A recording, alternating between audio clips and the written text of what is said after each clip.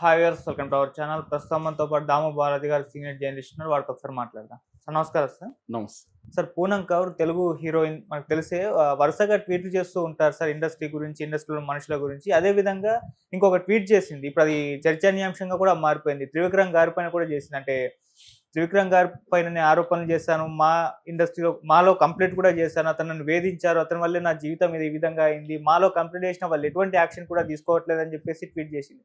ఇప్పుడు ఇది hot topic గా మారిపోయింది. అసలు పూనం కౌర్ ఈ విధంగా ట్వీట్ చేయడం కొత్తేమీ కాదన్న వేలో కొంతమంది చూస్తున్నారు. ఈమె చేస్తున్నా కూడా ఎవరు పట్టించుకోవట్లేదన్న వేలో ఇంకొకళ్ళు చూస్తున్నారు. మరి ఆమె ట్వీట్ ని ఏ విధంగా చూడొచ్చు అంటారు? మరి దీని పట్ల మా ఏ విధంగా రియాక్ట్ అయింది సార్? చాలా సార్లు పూనం కౌర్ ఇదే టాపిక్ మీద ట్వీట్ చేసింది. ఆమె చెప్తున్నది ఇప్పుడు కొత్తగా ట్వీట్ చేసింది ఏంటంటే, త్రివిక్రమ్ శ్రీనివాస్ నా జీవితాన్ని డ్యామేజ్ చేశాడని చెప్పింది. ఆమె డ్యామేజ్ అంటే ఏ రకంగా అనేది చెప్పలేదు. లైంగికంగా ఏమన్నా ఈమెను యూజ్ చేసుకొని ఆయన హామీలు ఇచ్చి అవి నెరవేర్చలేదా, లేకపోతే తను పెద్ద డైరెక్టర్ కాబట్టి తన పవర్ ఉపయోగించి ఈమెను లొంగ తీసుకున్నాడా అంటే లైంగికంగా, లేకపోతే ఈమె తను అడిగింది ఇవ్వలేదు కాబట్టి ఈమెకు ఛాన్సులు రాకుండా ఏమన్నా ఇబ్బంది పెట్టాడా, ఆమె కరెక్ట్గా దాంట్లో చెప్పలేదు. మామూలుగా పూనం కౌర్ మొదటి నుంచి కూడా కరెక్ట్గా చెప్పదు, ఈ నర్మగర్భంగానే మాట్లాడుతుంది. నిజానికి పూనం కౌర్ మొదటి నుంచి కూడా ఇటు పవన్ కళ్యాణ్ మీద ఇటు త్రివిక్రమ్ మీద మాట్లాడుతుంది. దీంట్లో కూడా ఇండైరెక్ట్గా పవన్ కళ్యాణ్ గురించి కూడా మాట్లాడింది. తను మేలిగో అని తను రెచ్చగొడతాడు పవన్ కళ్యాణ్ అనే యాంగిల్లో కూడా ఆమె చెప్పింది. పేరు చెప్పలేదు కానీ అర్థమవుతుంది మనకి ఫాలో అయ్యే వాళ్ళకి. సో మొత్తానికి ఆమె ఏం చెప్పిందంటే, నా జీవితాన్ని త్రివిక్రమ్ శ్రీనివాసు డ్యామేజ్ చేశాడనింది ఆమె. అంటే నాశనం చేశాడు, దానివల్ల నాకు హెల్త్ ఇష్యూస్ వచ్చాయి, నా లైఫ్లో హ్యాపీనెస్ పోయింది అనేది ఆమె చెప్పింది. నేను అది అంతవరకే కాకుండా మా మీద కూడా ఆమె, మా అసోసియేషన్ ఉంది కదా, మూవీ ఆర్టిస్ట్ అసోసియేషన్ తెలుగులో దాన్ని మా అంటారు, మా అసోసియేషన్కి సంబంధించి కూడా ఆమె కంప్లైంట్ దీంట్లో చెప్పింది ఏంటంటే, నేను వాళ్ళకి ఎన్నిసార్లు కంప్లైంట్ ఇచ్చినా వాళ్ళు పట్టించుకోలేదు, ఎందుకంటే అతను పవర్ఫుల్ వ్యక్తి కాబట్టి వీళ్ళు పట్టించుకోవట్లేదు. సో ఇక్కడ మా దానికి సమాధానం ఇచ్చింది. మా తరపున శివబాలాజీ మాట్లాడాడు. అతను ఏమన్నాడంటే, మాకు రిటర్న్గా ఇప్పటివరకు ఆమె కంప్లైంట్లు ఇవ్వలేదు, రిటర్న్గా ఇస్తే మేము దాని మీద చర్య తీసుకుంటాం, రిటర్న్గా ఇవ్వకుండా మేము చర్య తీసుకోలేము అనేది ఆయన చెప్పాడు. ఇక్కడ కొన్ని ఇష్యూస్ మాట్లాడదాం. ముందుగా మా గురించి మాట్లాడతాను. మా గతంలో కూడా శ్రీరెడ్డి విషయంలో చాలా తప్పు చేసి శ్రీరెడ్డిని ఆమెకి సభ్యత్వం ఇవ్వకుండా ఇచ్చేసి చాలా చెడ్డ పేరు మాకు వచ్చింది. అప్పుడు చివరికి సారీ చెప్పి ఆమెకి సభ్యత్వం ఇచ్చింది. ఇప్పుడు ఈయన చెప్పే ప్రకారం కంప్లైంట్ ఇస్తేనే కదా చర్య తీసుకోవాలి. నేను స్ట్రైట్గా అడుగుతున్నా, నటి హేమని ఎందుకు సస్పెండ్ చేశారు? ఎవరు ఇచ్చారు మీకు కంప్లైంట్ ఆమె మీద? ఆమె నేరం చేసిందని ఎక్కడ ప్రూవ్ అయింది? ఆమె మీద ఒక ఆరోపణ వచ్చింది, డ్రగ్స్, ఆమె బాడీలో డ్రగ్స్ ఉన్నాయనేది ఆరోపణ వచ్చింది. బోల్డ్ మంది మీద, సినిమా వాళ్ళ మీద, గతంలో రవితేజ మీద, వాళ్ళ బ్రదర్స్ మీద, ఆమె ఎవరు ఊరి హీరోయిన్ చార్మి కౌర్ మీద, వీళ్ళ మీద వచ్చాయి కదా, వాళ్ళ మీద ఏమన్నా చర్య తీసుకున్నారా? ఈమె బలహీనరాలు కాబట్టి, తక్కువ స్థాయి ఆర్టిస్ట్ కాబట్టి ఆమె మీద విష్ణు పెద్ద ఎత్తున మోరల్ యాంగిల్లో తీసుకున్నాడు. ఇదే మరి అల్లు అర్జున్ మీద కేసు కూడా పెట్టారు కదా, చాలా పెద్ద కేసు పెట్టారు కదా, కల్పబుల్ హోమిసైడ్ పెట్టారు కదా. మరి అల్లు అర్జున్ ఎందుకు సస్పెండ్ చేయలేదు? మోహన్ బాబు మీద హత్యాయత్నం పెట్టారు కదా, దాన్ని సపోర్ట్ చేస్తూ మళ్ళీ అదే విష్ణు బయటకు వచ్చి మాట్లాడాడు కదా, మా నాన్న ఉద్దేశం లేదు ఇవన్నీ. మరి ఈ హేమ మీద ఎందుకు తీసుకున్నారు?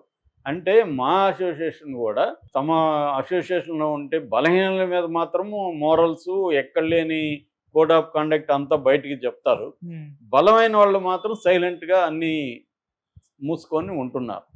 ఇది మాకుండే ద్వంద్వ ప్రవృత్తి అనేది అందరికి అర్థమైపోయింది. సో ఒక్కొక్కరికి ఒక్కొక్క న్యాయం అనమాట. సో ఇప్పుడు ఈమె కంప్లైంట్ అవసరం ఏముంది? కంప్లైంట్ ఇకపోతే ఆమె ఓపెన్గా చెప్పింది కదా, నువ్వు ఎందుకు త్రివిక్రమ్ శ్రీనివాస్ని సమాధానం ఇవ్వమని ఎందుకు అడగరు మా వాళ్ళు? కంప్లైంట్ ఇవ్వడం అంటే నీకు రిటర్న్గా ఎందుకు ఇవ్వాలి? ఆమె పెట్టింది కదా, ఓపెన్గా పబ్లిక్గా పెట్టింది కదా. మరి హేమ విషయంలో మాత్రం ఎవరు కంప్లైంట్ ఇకపోయినా, ఆమె దోషని ఏ కోర్టు నిరూపించకపోయినా ఆమె మాత్రం ఆమెను బహిష్కరిస్తారు.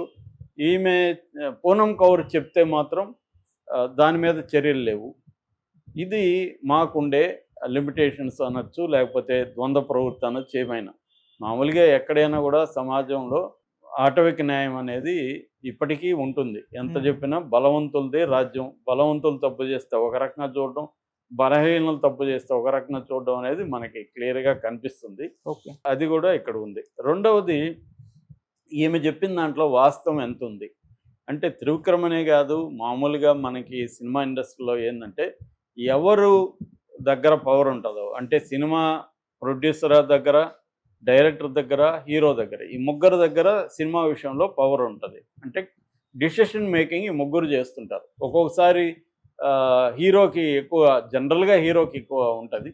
సో, ఇప్పుడు వీళ్ళు ఆ హీరోయిన్‌ని ఎవరు సెలెక్ట్ చేయాలి అనే దాన్ని బట్టి ఆ హీరోయిన్ డిమాండ్‌లనేవి ఉంటాయి మామూలుగా. హ్మ్. ఎందుకంటే నేను గత 20 ఏళ్ల నుంచి తెలుగు సినిమా ఇండస్ట్రీలో రకరకాల పద్ధతిలో ఉంటున్నాను.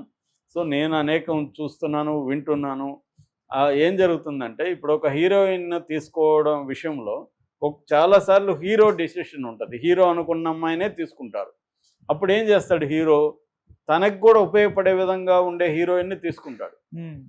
అంటే తనకు ఉపయోగపడడం అంటే లైంగికంగా. ఓకే. తనకి ఉపయోగపడే విధంగా ఉన్న హీరోయిన్‌నే రికమెండ్ చేస్తుంటాడు. నేను ఈ మధ్య కూడా ఒక సినిమా గురించి వింటున్నా. హ్మ్.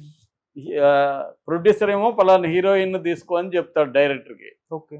కానీ హీరో మాత్రం ఫిట్టింగ్‌లు పెడతా ఉంటాడు ఆ హీరోయిన్‌ని తీసుకోకుండా.